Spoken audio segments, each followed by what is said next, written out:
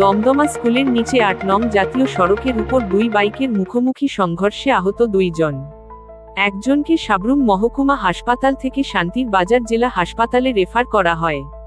২১শে জানুয়ারি বেলা ১১ ঘটিকা এই দুর্ঘটনাটি ঘটে।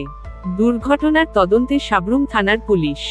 জানা যায় সাব্রুম থানার অন্তর্গত দমদমা স্কুলের নিচে ৮ নং জাতীয় সড়কের উপর দুইটি বাইকের মুখোমুখি সংঘর্ষ হয়।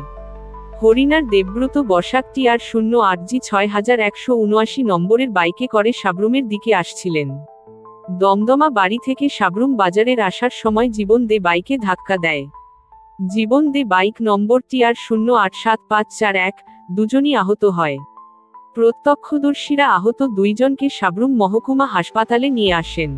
সাব্রুম মহকুমা হাসপাতালের কর্তব্যরত চিকিৎসক জীবন দে অবস্থা আশঙ্কাজনক হওয়ায় শান্তিরবাজার জেলা হাসপাতালে রেফার করেন। স্যার, আপনার নাম? আমার নাম ESI পান্নালাল বণিক। কি হয়েছে আজকে?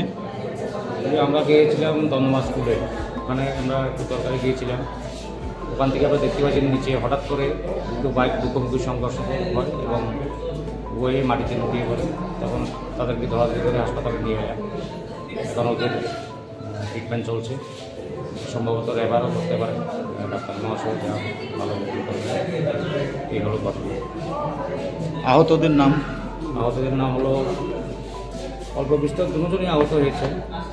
এর মধ্যে একজন নাম হলো দেবব্রত বসাক, বাড়ি হরিণে, আর একজন হলো লোকালই দমদমা জীবন দে। এই দুজন পাশাপাশি মুখোমুখি সংঘর্ষ হওয়াতে বই অল্প বিস্তর আহত হয়।